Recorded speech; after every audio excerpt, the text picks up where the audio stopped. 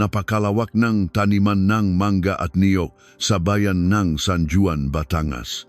Halos 30 ektarya ito ngang mayamang lupa, lupang pinagpawisan, diniling ngang luha at pinahirapan sa lubnang maraming dekada. Ang simoy ng hangin mula sa kalapit na karagatan ay madalas na nagdadala ng amoy ng hino na prutas at sariwang lupa. Ngunit noong hapon ng Nobyembre 3, 2001, nakaroon ng kakaibang katahimikan na bumalot sa buong lupain. Hindi ito ang karaniwang payapang katahimikan ng probinsya. Isang mabigat at nakakabinging katahimikan ito. Tila ba huminto ang pag-ikot ng mundo, nagbabadya ng isang madilim na lihim na ibabaon ng malalim sa ilalim ng semento sa loob ng 20 mahabang taon. Si Lolo Roberto, 72 taong gulang, at ang kanyang asawang si Lola Carmen, 60 taong gulang, ay iginagalang sa buong baryo. Sila ang larawan ng sipak at tiyaga. Mula sa isang maliit na kapirasong lupa, napalago nila ito hanggang sa maging pinakamalaking asyenda sa kanilang lugar. Wala silang sariling anak na magmamana ng kanilang kayamanan at magtutuloy ng kanilang nasimulan. Sa mga panahong iyon, naging usap-usapan sa buong bayan na ang kanilang lupain ay napili bilang sentro ng isang higanteng development project para sa isang luxury ecotourism resort. Ang tinatayang halaga ng kanilang lupa kasama ang mga pananim ay umaabot sa 500 milyong piso. Isang halaga na kayang bumuhay ng ilang henerasyon, isang halaga na sa maling pagkakataon ay kayang bumili ng kaluluwa at pumatay ng kadugo. Pasado alas 7 gabi nang dumating ang kanilang pamangkin na si Marco. Nag-aalangan siyang pumasok dahil bukas na bukas ang malaking gate na gawa sa bakal. Isang bagay na hindi karaniwang ginagawa ng maingat na mag-asawa. Ang mailaw sa loob at labas ng malaking bahay na bato ay nakasindi lahat, sumasalamin sa tahimik na paligid. Pagpasok niya sa pintuan, bumungat sa kanya ang isang eksenang magpapataas ng balahibo ng kahit na sino. Sa ibabaw ng mahabang hapagkainan na gawa sa narra, nakahain ang hapunan, may mainit na sinigang na baboy at priritong isda. Umaaso pa ang 2 pinggan ng kanin, pahiwatig na kakahango lamang nito mula sa kaldero. Ang makutsara tinidor ay nakalatak ng mayos sa tabi ng mga pinggan, may nakahandang bason tubig. Ang lahat ay nakapuesto na para sa 2 taong hindi na kailanman makakopo upang sumubo. Ang telebisyon sa sala ay nakabukas at tumutugtok ang isang panggabing programa, ngunit walang nanonood. Agad na nakaramdam ng kaba si Marco. Tinawag niya ang pangalan ng kanyang tiyo at tiya, ngunit tanging ang alingaw-ngaw lamang ng kanyang sariling boses ang sumagot sa kanya. Mabilis niyang tinawagan ang mapulis. Nang dumating ang mga autoridad, hinaluhog nila ang bawat sulok ng malaking bahay. Ang natuklasan nila ay lalong nagpalalim sa misteryo. Walang anumang bakas ng sapilitang pagpasok o pakikipagbuno. Walang basag na bintana, walang sirang kandado, at walang magulong kagamitan. Sa loob NG Kwarto, NG Mag-asawa, nakita NG Meja, investigador ang malaking halaga NG Cash at MG Alahas na nakatago sa aparador. Hindi ito ginalaw. Ang mga bankbook na naglalaman ng milyon-milyong piso ay nasa lupa rin na kahon. Ang paboritong damit pangalis ni Lolo Roberto ay nakasampay pa ng maayos. Sa lalagyan ng sapatos sa may pintuan, naroon ang paboritong leather shoes ni Lolo at ang komportableng itim na sapatos ni Lola Carmen. Nandun din ang kanilang makatsinalas na panlakat. Paano aalis ang 2 matanda nang nakayapak sa gitna ng gabi? O baka naman hindi sila umalis ng kusa? Baka may puwersang kumuha sa kanila habang nakasuot pa sila ng sinlas na pambahay. Kinausap ng mga pulis ang mga kapitbahay kinabukasan upang maghanap ng anumang senyales. Si Mang Jose, na nakatira sa kabilang bakod at matagal ng kaibigan ng mag-asawa, ay nagbigay ng kanyang salaysay na may bakas ng matinding pag-aalala. Nakita raw niya ang mag-asawa kinaumagahan bandang alas 10, masayang nakpupungos ng ngasanga ng puno malapit sa bakuran. Nakawayan pa raw sila at nakamustahan. Isang ginang naman sa kabilang kanto ang nagsabi na may narinig siyang malakas na ugong ng makinang ng sasakyan bandang tanghali. Ayon sa kanya, tila isang malaking truck o van ito, ngunit hindi niya pinansin dahil sanay silang may mga sasakyang pumapasok sa taniman para maghakot ng pataba o prutas. Lumipas ang mga araw na naging linggo at ang mga linggo ay naging buwan, ginalugat ng mga pulis ang buong lalawigan ng Batangas. Mula sa madalampasigan, mga abandonadong kubo, hanggang sa mamasukal na bahaging bundok, maging ang mga lumang balonet. Ang maasong tagapaganap ay pinakawalan sa paligid ng taniman, ngunit nawawalan sila ng amoy pagdating sa daanan ng sasakyan. Walang nakita, walang anumang bangkay na lumutang. Walang tawag mula sa mga kidnapper na humihingi ng ransom. Ang puting pickup truck ni Lolo Roberto ay nakaparada lang sa labas ng isang lumang bodega ng pataba sa dulo ng lupa, naiwan na parang isang piping saksi sa kung ano mang karumal-dumal na nangyari. Habang lumalalamig ang kaso at unti-unting nawawalan ng pag-asa ang managahanap, may isang nakakapangilabot na katanungan ang patuloy na bumabagabag sa isipan ng pangunahing investigador. Kung hindi sila kinidnap para humingi ng pera, at hindi sila ninakawan sa loob ng bahay, ano ang tunay na dahilan ng kanilang biglang paglaho na parang bula? At habang ang buong bayan ay nakatingin sa nawawalang mag-asawa, walang nakapansin sa 5 magkakapatid na pamangkin na naghihintay lamang sa gilid, tahimik na nagmamasid sa napakalaking kayamanang malapit ng mapasa kanila. Kung walang bangkay, paano mapapatunayang may krimen? At kung walang krimen, kanino mapupunta ang 500 milyong piso? 20 taon. 2 dekadengang pagpapalit ng nga panahon ng pag-usbong at pagkalagas ng nga dahon sa malalawak na taniman ng San Juan. Sa loob ng ganun kahabang panahon, ang mga panggalan nina Lolo Roberto at Lola Carmen ay unti-unting lumabaw sa alaala ng karamihan. Nagiging isang simpleng kwentong bayan na lamang na ibinubulong ng mga matatanda kapag sumasapit ang takip silim. Ngunit para sa 5 magkakapatid na pamangkin sina Marco, Tomas, Luis, Pedro at Juan ang mahiwagang, pagkawala ng kanilang tiyo at tiya ang naging mismong susing nagbukas sa pinto ng walang hanggang karangyaan noong taong 2007 matapos ang mahabang proseso ng batas at kawalan ng anumang senyales na buhay pa ang matatanda, formal na idineklara ng korte ang kanilang pagpanaw. Dahil walang sariling anak at wala ng ibang malapit na kamag-anak ang mag-asawa, ang naiwang yaman na nakakahalaga ng mahigit 500 milyong piso ay automatikong nahati ng pantay-pantay sa 5 pamangkin. Isang iglap, ang dating simpleng mamamayan ng Batangas ay naging mamilyonaryo. Bawat isa sa kanila ay nakatanggap ng bahaging sapat upang bumili ng nga pangarap na dati nakikita lamang nila sa mga pelikula. Si Marco, na siyang unang nakatuklas sa tila inabandonang bahay noon, ay ginamit ang kanyang mana upang magtayo ng isang naglalakihang construction firm sa Maynila. Mula sa pagiging maliit na kontraktor sa probinsya, siya ay naging kilalang negosyante na nakpapatakbo ng high-rise building. Si Thomas naman ay namuhunan sa luxury car dealership, nakatira sa isang malaking mansyon sa Alabang at nagmamaneho ng sasakyang nakakahalaga ng milyon-milyon. Si Luis ay nagtatak ng sarili niyang chain ng mamahaling restaurant, habang sina Pedro at Juan ay nag-invest sa malalawak na real estate, naglalakbay sa iba't ibang bansa at namumuhay na parang manahari. Wala na ang makalyadong kamay na sanay sa pagbubungkal ng lupa.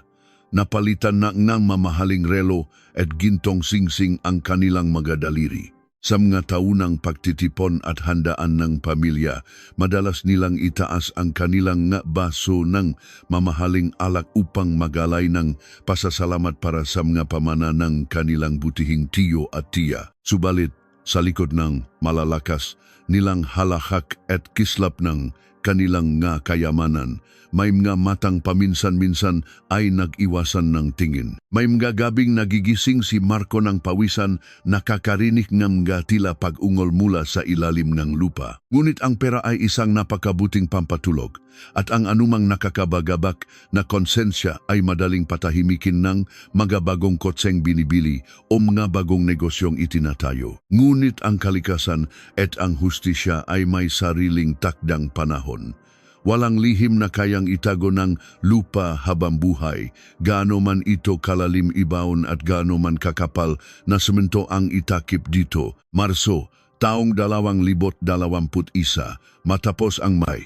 Kamaraming taong pagkaantala, tuluyan ng sinimulan ang malaking ecotourism at luxury resort project sa dating lupay nina Lolo Roberto. Pumasok ang mga naglalakihang bulldozer, backhoe, at mga dump truck sa dating tahimik na asyenda. Nagsimula silang gibay ng malumang istruktura, hinukay ang mga punong mangga na naging saksi sa maraming dekadang ng kasaysayan ng pamilya upang magbigay daan sa mga bagong pundasyon ng mga itatayong hotel. Isang mainit at maalikabok na Martes ng pagtuunan ng pansin ng matrabahador ang pinakadulo ng lupain.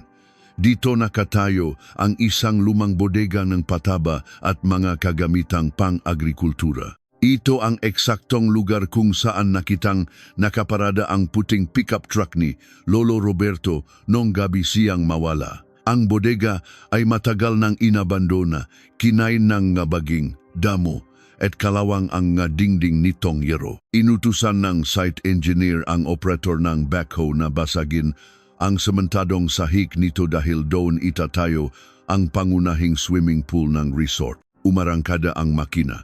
Sa unang pahampas ng matigas na bakal ng backhoe sa semento, umaling-aungaw ang isang pamilyar na tuno ng pagkabasag.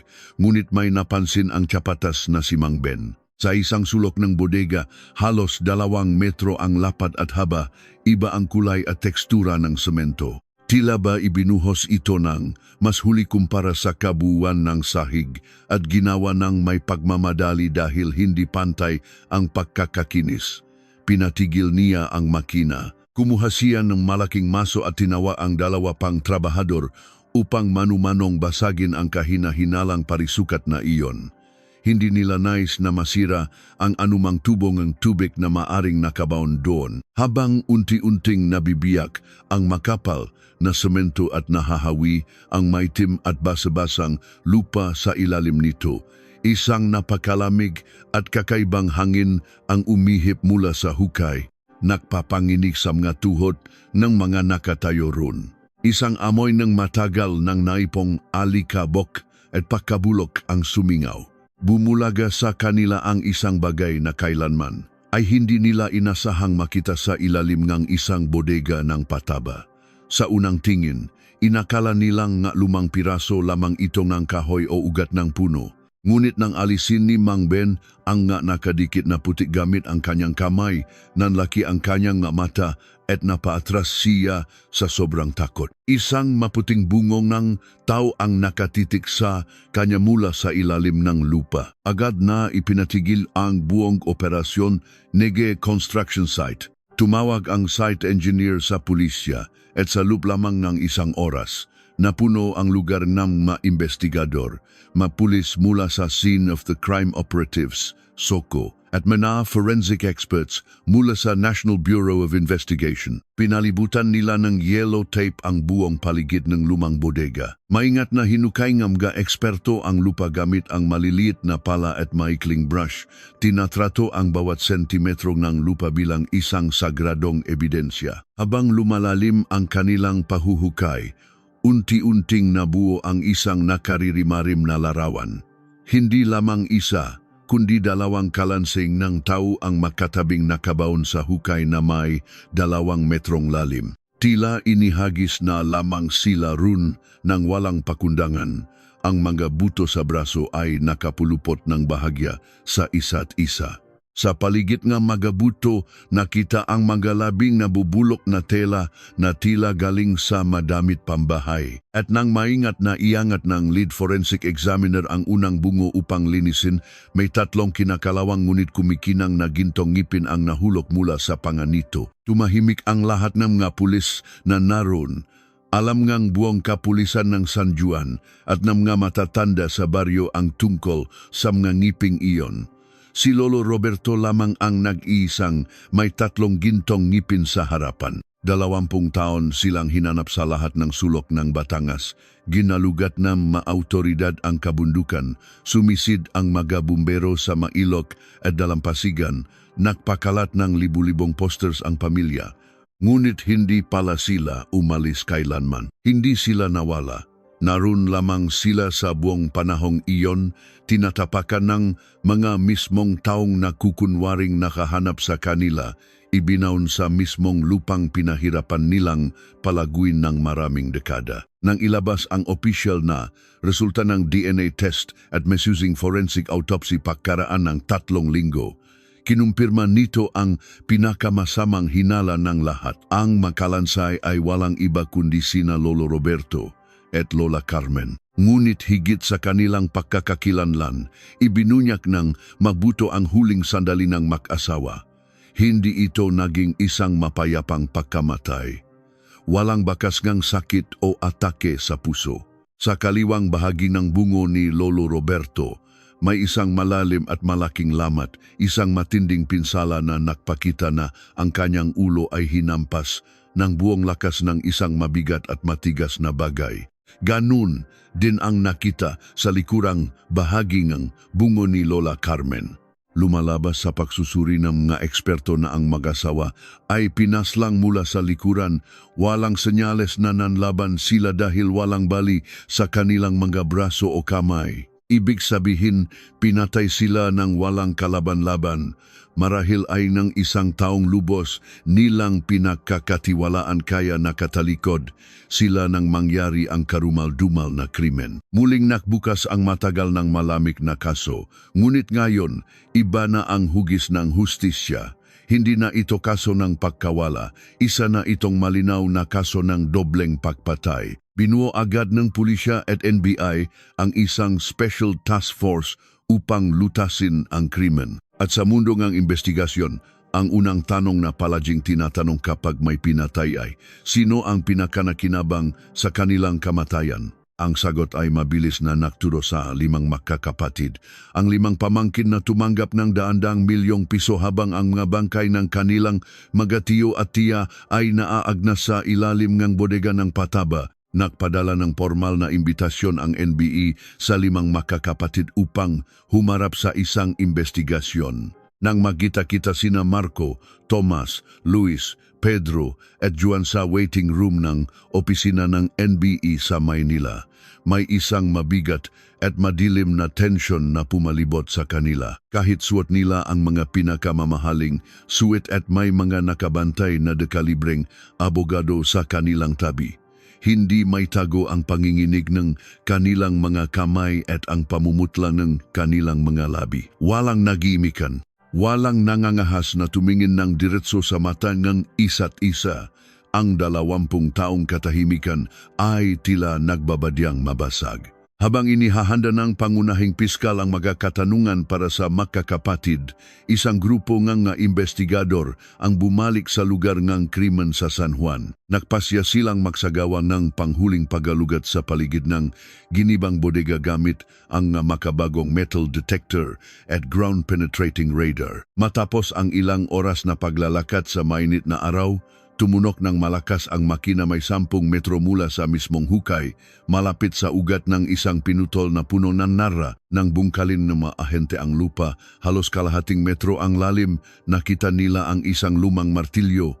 Ang ulo nito ay gawa sa mabigat na bakal at ang hawakan ay kahoy na nababalot ng matigas na putik. Puno na ito ng kalawang dahil sa paglipas ng panahon. Maingat itong inilagay sa isang evidence bag at idiniretso sa laboratorio. Matapos ang isang linggong puspusang chemical processing, nagawang ihiwalay ng mga forensic scientist ang kalawang sa tunay na nakakapit sa bakal. At doon, sa mga maliliit na awang at gaskas ka martilyo, natagpuan ang mamikroskopikong bakas kanatuyong dugo-dugong nagmatch ng 100% sa DNA nina Lolo Roberto at Lola Carmen.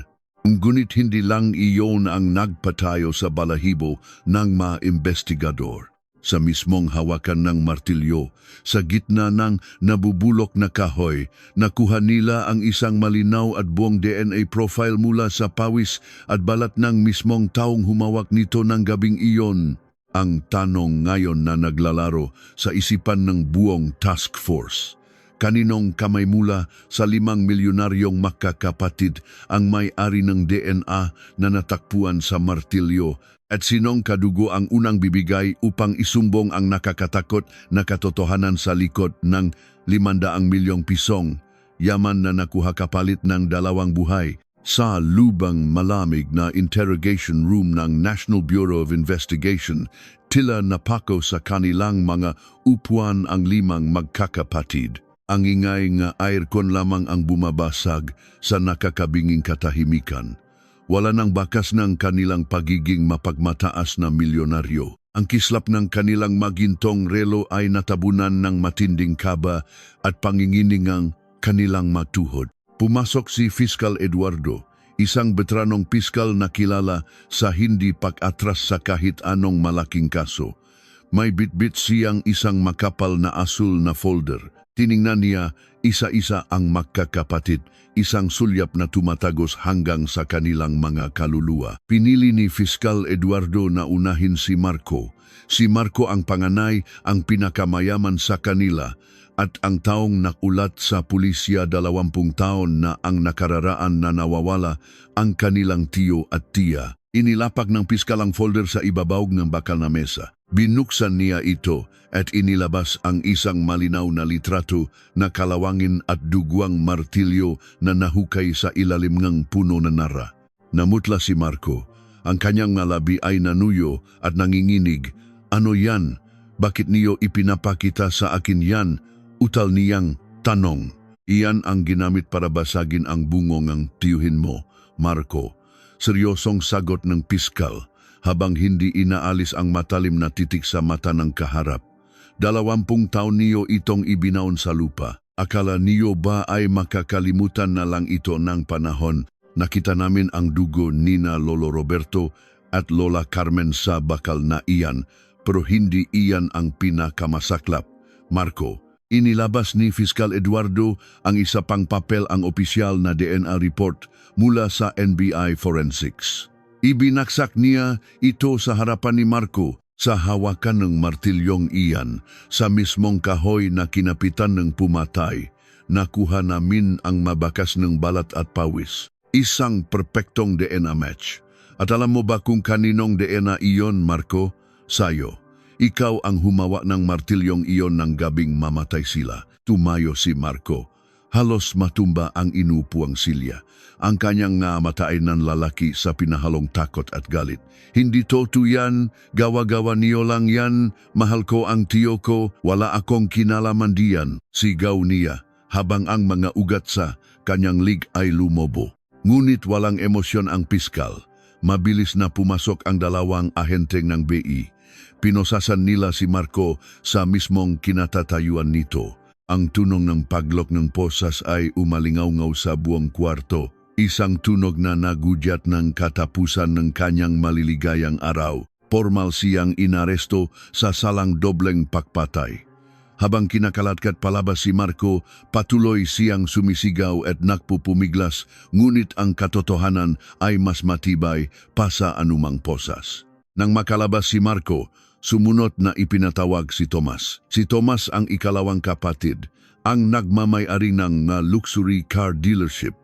Isang taong sanay sa karangyaan ngunit may pinakamahinang sikmura sa kanilang lima. Pagupo pa lamang ni Tomas, nakita ng piskal ang luhang nagbabadiyang tumulo sa mga mata nito. Naaresto na ang kuya mo, mahinahong simula ng piskal. Isang estratehiya para wasakin ang huling pader ng pagtatanggol ng suspek. Ang DNA niya ay nasa armas, wala na siyang kawala. Makukulong siya habang buhay. Gayon, Tomas, heto ang sitwasyon mo. Alam naming hindi lang si Marco ang naroon ng gabing iyon. Imposibleng mabuhat niya ang dalawang bangkay, mahukay ang 2 metrong lupa, at magbuhos ng semento ng nag-isa sa loop lamang ng ilang oras. May kasabwat siya. At kapag hindi ka nagsalita ngayon, isasama kita sa kasong murder. Pareho kayong mabubulok sa kulungan. Pero kung magsasalita ka, kung sasabihin mo ang buong katotohanan, baka matulungan kita. Bumaksak ang mga balikat ni Tomas. Ibinahob niya ang kanyang mukha sa kanyang mga palad at humagulgol na parang bata. Ang bigat ng 20 taong konsensya, ang 20 taong pagpapanggap at kasinungalingan ay tuluyan ng sumabog. Pera. Nanginginig na bulong ni Tomas. Dahil lahat sa 500 milyong piso. Inirikot ng mga investigador ang bawat salitang lumabas sa bibig ni Tomas. Ayon sa kanyang salaysay, nagsimula ang lahat noong Oktubre ng taong 2001. Ipinatawag silang lahat ni Marco sa isang lihim na pagpupulong sa isang madilim na kwarto sa Maynila. Ibinalita ni Marco na sigurado na ang development ng resort sa lupain ni na Lolo Roberto. Ang halaga ng lupa ay tataas ng 10 beses, subalit may isang malaking problema. Nabalitaan daw ni Marco na nagbabala si Lolo Roberto na ibigay ang malaking bahagi ng lupa sa simbahan at sa mga kawanggawa dahil wala naman silang maanak na magmamana. Hindi natin papayagang mapunta sa iba ang pinahirapan ng dugo natin. Iyon daw ang sinabi ni Marco noong gabing iyon. Matatanda na sila. Pwede silang mamatay bukas o pwede silang mabuhay pa ng 20 taon. Bakit pa tayo maghihintay? Kung mawawala sila ngayon, sa atin mapupunta ang lahat ng pera. Pantay-pantay tayong yayaman. Umamin si Tomas na nung una, akala niya ay nagbibiro lamang ang kanyang kuya. Ngunit nakita niya ang dilim at kasakiman sa mga mata ni Marco. Pumayag siya. Pumayag siyang tumulong hindi para pumatay, kundi para magbantay at maglinis dahil nasilaw siya sa pangakong 40 milyong piso bilang paunang bayad pagkatapos mabenta ang lupa. Gumawa sila ng napakalinaw na plano para sa kanilang mga alibi. Nobyembre 3, 2001, maagang umalis si Tomas mula sa kanyang probinsya sa Mindoro. Sa halip na sumakay ng eroplano na mag-iwan ng record, sumakay siya sa isang maliit na pampasaherong Roro ferry patungong Batangas Port. Walang nakapansin sa kanya. Si Marco naman ay nagpanggap na nagtatrabaho sa kanyang construction site sa buong umaga at nag-iwan ng mapekeng logbook entries bago palihim na umalis. Nakita silang dalawa sa isang liblib na kalsada malapit sa asyenda bandang alas 3 gang hapon. Dala ni Marco ang isang lumang bag na naglalaman ng matibay na lubid, makapal na plastik at isang martilyong bakal. Ano ang nangyari pagpasok niyo sa asyenda? Tanong ni Fiskal Eduardo, halos hindi humihinga upang hindi maputol ang emosyon ni Tomas. Tuloy-tuloy ang pagpatak ng luha ni Tomas habang binabalikan ang pinakamadilim na hapon ng kanyang buhay. Napakabait nila sa amin. Pinahanda pa kami ni Lola Carmen ng merienda, kape at mainit na pandesal. Tuwang-tuwa si Lolo Roberto nang makita kami. Sabi pa niya, buti naman daw at dinalaw namin silang mag-asawa. Pagkatapos magmerienda, nagyaya si Marco na tingnan ang lumang bodega sa dulong bakuran. Nagdahilan itong may kilala siyang arkitekto na pwedeng mag-ayos ng bodega para magamit bilang pahinggahan. Walang anumang pagdududa, nanguna si Lolo Roberto sa paglalakad. Nakasunod sa kanya si Marco at nasa pinakahuli si Tomas na nangangatok na ang tuhod dahil alam niya kung ano ang mangyayari. Pagdating sa loob ng madilim na bodega, itinuro ni Lolo Roberto ang sirang bubong. Nakatalikod siya sa makapatid. Ang tiwala niya sa kanyang sariling dugo ay buong-buo. Sa puntong iyon, nakita ni Tomas na idinukot ni Marco ang kanyang kamay sa loob ng kanyang jacket. Kumislap ang malamig na bakal ng martilyo. Iniangat ito ni Marco ng buong lakas sa hangin, nakatutok sa likuran ng ulo ng walang laban na matanda. Huminto si Tomas sa pagsasalita at napahagulhol ng napakalakas, tila hindi kinakaya ng kanayang dibdib ang bigat na alaala. Lumapit si Fiscal Eduardo, inilapit ang mukha sa umiyak na suspek.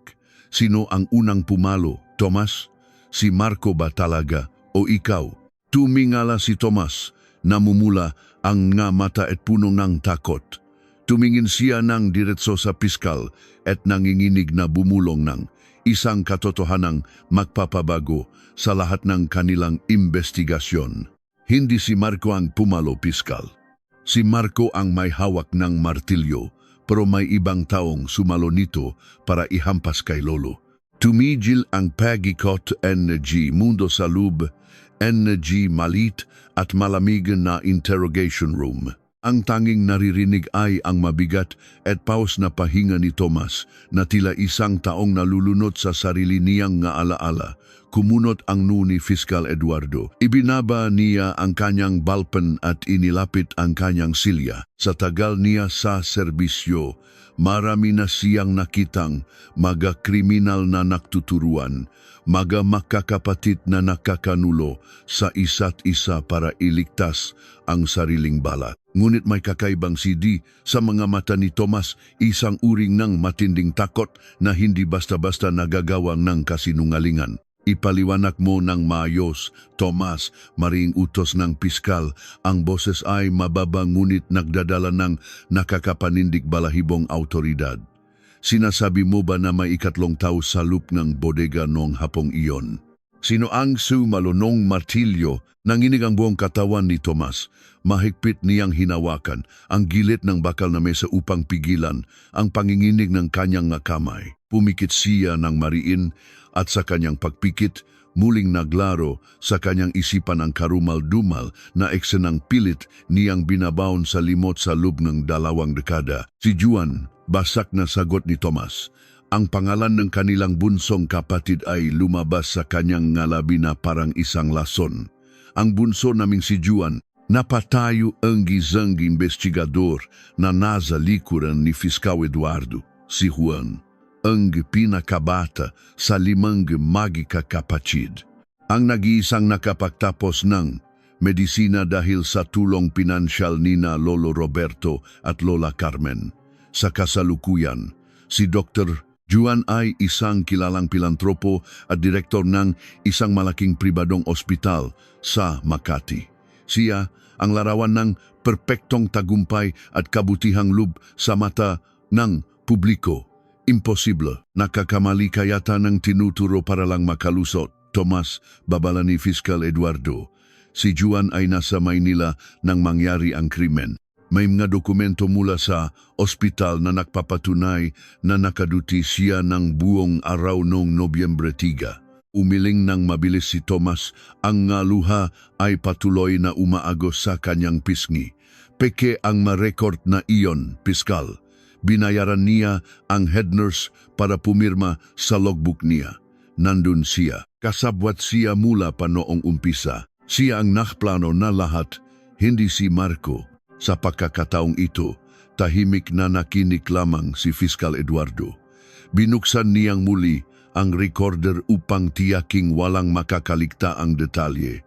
Ayon sa pagamin ni Tomas, noong pumasok sila sa madilim na bodega sa dulo ng asyenda, hindi lang silang tatlo ni na Lolo Roberto at Marco ang narun. Sa likod ng gasalan siya ngumang siya kung pataba, nagtatago si Juan.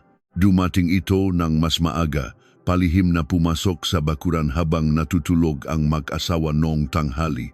Nakasuot si Juan ng itim na jacket at surgical gloves. Nang maglakat si Lolo Roberto papasok sa bodega upang ituro ang sirang bubong, nakatalikod ito at walang anumang hinala na nakamasid ang kamatayan mula sa mga anino. Inilabas ni Marco ang martilyo mula sa kanyang bag. Iniangat niya ito. Ngunit nang makita ni Marco ang puting buhok ng tiyuhin, ang matandang kumupkop at nakpakain sa kanila noong nga panahong, wala silang makain, nanginik ang kamay ni Marco. Hindi niya may baksak ang bakal. Namuo ang luha sa mga mata ni Marco at dahan-dahang ibinaba ang martilyo, handang umatras at itigil ang plano. Ngunit bago pa man makapagsalita si Marco para magdahilan, mabilis na lumabas si Juan mula sa dilim. Walang emosyon ang mukha ng bunsong kapatid. Malamig ang kanyang mamata, tila isang siruhano na handang mag-opera. Walang kaabog-abog na inagaw ni Juan ang martilyo mula sa nanginginig na kamay ni Marco. Hinding-hindi ko makakalimutan ang tunok na iyon, hagulgol ni Tomas, sapo ang kanyang ulo na tila naririnig muli ang pakampas. Ang tunok ng bakal na bumasak sa buto, walang naging babala, walang naging sigaw si Lolo. Bumaksak lang siya ng diretso sa sementadong sahig. Parang sako ng bigas na nahulog, nakalat ang dugo, napakaraming dugo. Nanigas daw si Marco sa kinatatayuan nito, habang si Tomas ay napahandusay sa takot at hindi makagalaw. Si Juan lamang ang nanatiling kalmado. Tiningnan pa raw nito ang duguang martilyo at kalmadong pinunasan ang tumalsik na dugo sa kanyang pisngi. Ngunit ang kasamaan ng hapong iyon ay hindi pa natatapos. Dahil sa lakas ng pagbaksa ni Lolo Roberto, umalingaw-ngaw ang kalabog sa labas ng bodega. Narinig ito ni Lola Carmen na naghahanda ng merienda sa kusina. Mabilis na naglakat ang matanda papunta sa bodega upang tingnan kung anong nangyari sa kanyang asawa. Narinig namin ang mga yabak ni Lola papunta sa amin, patuloy ni Tomas, ang boses ay halos isang bulong na lamang. Sinabi ko kay Juan, tumakas na tayo, tumakbo na tayo, pero hindi siya gumalaw. Itinago niya ang martilyo sa likuran niya at hinintay si Lola sa may pintuan. Pagpasok ni Lola Carmen sa bodega, bumulaga sa kanya ang duguang katawan ng asawa at ang tatlo niyang pamangkin na nakatayo sa paligid nito. Sumigaw si Lola ng ubot ng lakas, isang nakakapasong sigaw ng paghihinakpis at takot. Ngunit bago pa siya makatawag ng saklolo, mabilis na lumapit si Juan at buong lakas na inihampas ang martilyo sa likuran ng ulo ng matanda. Bumaksak si Lola Carmen sa tabing kanyang asawa. Ang kanilang magakamay ay halos makadikit sa sahig. Tahimik na nagsusulat si Fiscal Eduardo, ngunit sa luplup niya, kumukulo ang kanyang dugo. Isang doktor, isang taong nanumpa na magliligtas ng buhay. Siya pa ang malamig at walang pusong pumaslang sa mga taong nagparal sa kanya. Pagkatapos niyan, ani Tomas, humihinga ng malalim, inutusan kami ni Juan na gumalaw. Siya ang nagdiktang lahat. Siya ang nagsabi kung gaano kalalim ang huhukayin namin. Siya ang nagturo kung paano titimplahin ang semento para hindi madaling mabasak at hindi sumingaw ang amoy ng nabubulok na laman. Habang kami ni Marco ay umiyak, habang naguhukay at nagbubuhos ng semento, si Juan ay kalmado lang na nagmamando. Pagkatapos ng lahat, dinala ni Juan ang duguang damit namin at sinuno sa isang basurahan sa labas ng bayan. Iyon ang dahilan kung bakit kami nakakuha ng ganun kalaking pera. Dahil sa halimaw naming kapatid. Matapos makuha ang buong testimonya ni Tomas at mapapirmahan ito bilang isang sinumpaang salaysay, mabilis na lumabas si Fiscal Eduardo ng interrogation room. Nakakagulo na ang mga ahente ng NBI sa labas. Agad na naglabas ng warrant of arrest ang judge matapos mabasa ang urgent na petition ng piskalya. Isang heavily armed na NBI tactical team ang ipinadala sa Makati upang dakpin si Dr. Juan sa kanyang marangyang klinika. 2 oras ang lumipas. Pabalik-balik sa paglalakad si Fiscal Eduardo sa kanyang opisina, hinihintay ang tawag mula sa ground commander ng operasyon. Kung hawak nila si Juan, tapos na ang kaso, makukuha na nina Lolo Roberto at Lola Carmen ang hustisyang 20 taon nilang hinintay. Biglang tumunok ang telepono sa ibabaw ng mesa. Mabilis itong sinagot ni Fiscal Eduardo. Piskal, boses ng ground commander mula sa kabilang linya, naririnig ang mga sirena ng pulis at wangwang ng ambulansya sa background. Ang tono ng boses nito ay may halong pagkabigla at kalituhan. Nakuha niyo na ba si Juan?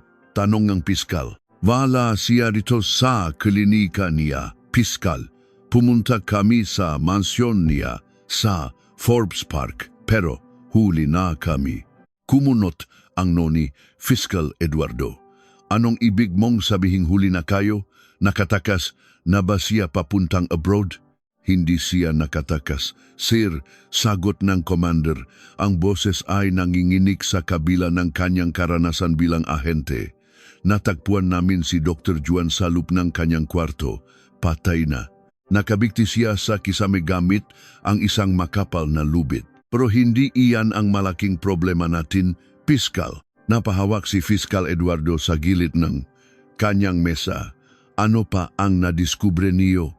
Bago siya magpakamatay, nag-iwan siya ng isang video recording sa laptop niya na nakapatong sa kama.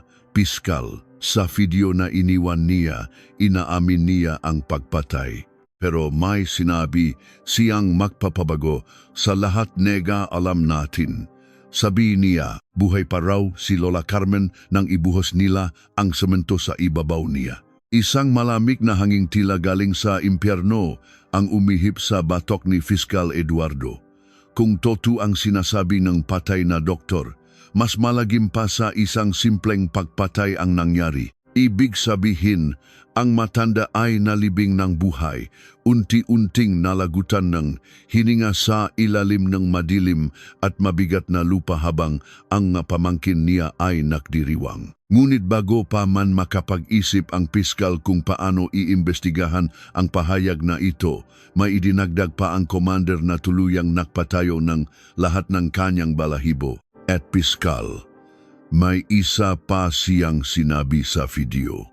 Sabi niya, hindi lang silang 5 makakapatid ang naghati-hati sa pera. May ika-6 na taon na kasabwat nila at ito ang taong nagprotekta sa kanila mula sa mga pulis sa loob ng 20 taon.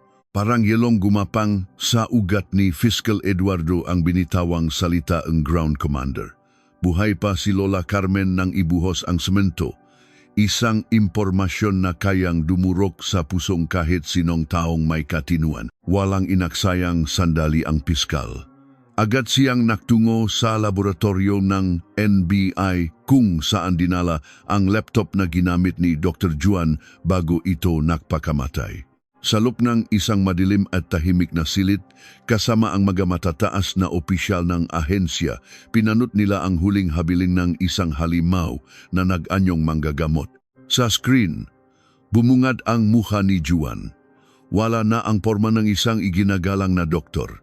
Ang kanyang mata ay lubog at nangingitim, ang buhok ay magulo, at ang kanyang mukha ay basang-basang ng luha. Tila ba ang 20 taong kasalanan ay biglang bumagsak sa kanyang mabalikat sa loob lamang ng isang gabi. Puno ng pangingini ang boses ni Juan nang isalaysay niya ang pinakamalagim na bahagi ng gabing iyon. Matapos nilang ihulog ang mga dugwang katawan ng kanilang tiyo at tiya sa malalim na hukay, sinimulan na nilang ibuhos ang pinahalong graba at semento. Ngunit habang unti-unting natatabunan ang mga katawan, biglang gumalaw ang kamay ni Lola Carmen.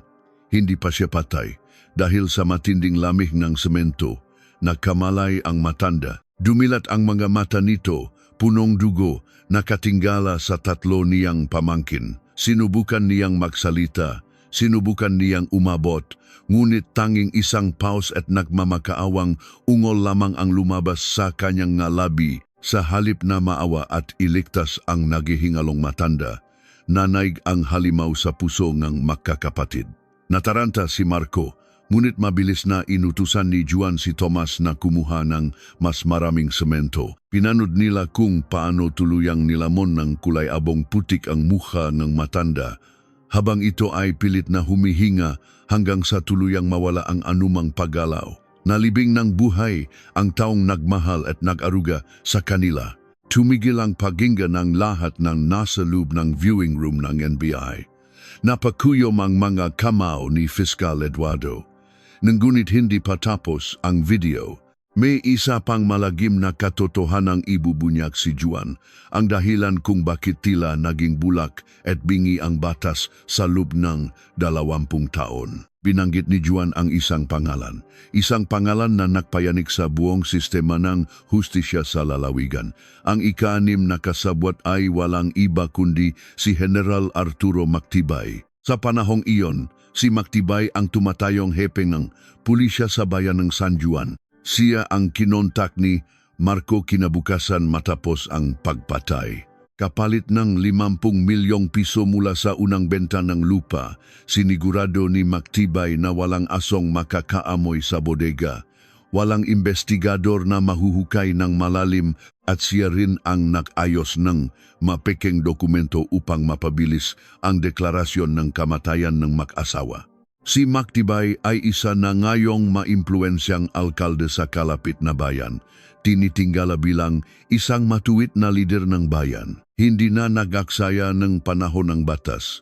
Sa bisa ng mga nakalap na ebidensya at ng dying declaration ni Juan, nakasa ang NBI ng isang malawakang operasyon sa kalagitnaan ng isang marangyang pagdiriwang sa munisipyo. Pinasok ng mga armadong ahente ang bulwagan. Walang nagawa ang bodyguard ng alkalde ng Ipusosa si General Mactibay sa harap ng kanyang bisita. Ang kanyang nakangiting mukha ay napalitan ng pamumutla at takot. Kasabay nito, sunod-sunod na dinampot sina Luis at Pedro sa kani-kanilang mga naglalakihang mansyon. Ang 5 na dating itinuturing na mga hari ng Batangas ay isa-isang bumaksak. Sa loob ng korte, naging mabilis ang pag-usad ng hustisya. Ang mga ebidensya ay napakatibay at ang mismong mga salita ng magkakapatid ang nagdiin sa isa't isa. Si Marco, bilang pangunahing utak kasama ng yumaong si Juan, ay hinatulan ng reclusion perpetua o habambuhay na pagkakakulong na walang pagkakataong makalaya. Ganon din ang naging sintensya kay dating General Mactibay dahil sa pagiging protektor ng karumal-dumal na krimen. Sina Tomas, Luis at Pedro ay hinatulan ng tig-40 taon sa bilibid dahil sa kanilang direktang partisipasyon at pagtatago ng krimen. Ngunit hindi naktapos sa pagkakakulong ang kanilang kaparusahan. Sa utos ng korte, lahat ng kanilang yaman, lahat ng mansyon, mga mamahaling sasakyan, manegosyo at mga bank account na nagmula sa dugo ng kanilang tiyo at tiya ay kinumpiska ng gobyerno. Ibinentang mga ito at ang buong halaga ay ibinalik sa estado. Sa isang iglap, bumalik sila sa wala. Mas masahol pa sa wala dahil ngayon dala nila ang sumpa ng pagiging mamamatay tao hanggang sa huling hininga nila sa loob ng malamig na rehas ng bilibid. Wala ni isang kapamilya ang dumalaw sa kanila. Itinakwil sila ng kanilang sariling maasawa at anak. Ang napakalaking asyenda sa San Juan na siyang naging mitsa ng kanilang kasakiman ay hindi na itinuloy gawing luxury resort. Napagdesisyonan ng gobyerno sa tulong ng mga lokal na pamahalaan at simbahan na gamitin ang lupain para sa isang mas makabuluhang layunin. Gamit ang nga nakumpiskang pera, nagpatayo sila ng isang malaking pasilidad at ampunan para sa mga inabandonang matatanda. Pinangalanan itong Roberto and Carmen Sanctuary. Isang maaliwalas na umaga, bumalik ang kapayapaan sa bayan ng San Juan. Nakaroon ng isang maayos at marangal na libing para kina Lolo Roberto at Lola Carmen. Libu-libong tao ang dumalo dating kapitbahay, taong natulungan nila noon at maging maestranghero na naantig sa kanilang kwento. Inilagay ang kanilang mga labi sa makatabing puting kabaong. Sa pagkakataong ito, hindi malamig na semento ang sumalubong sa kanila, kundi ang malambot at mayamang lupa ng kanilang probinsya. Ang mga panalangin at luha ng managmamahal ang nakhatid sa kanila sa huling hantungan. Sa paglabas ni Fiscal Eduardo mula sa sementeryo, naramdaman niya ang malamig na simoy ng hangin na nagdadala ng amoy ng hino na mangga. Napatingin siya sa asul na kalangitan. Ang katarungan ay maaring maging mabagal. Maari itong mabaon sa limot, matabunan ng semento o bilhin ng ginto. Ngunit hindi kailanman ito namamatay. Sa huli, palaging hahanap ng paraan ang lupa upang isuka ang anumang madilim na lihim na pilit itinatago sa kanyang sinapupunan. At ang dugongang walang salay patuloy na sisigaw mula sa ilalim ng lupa hanggang sa marinig ito ng langit.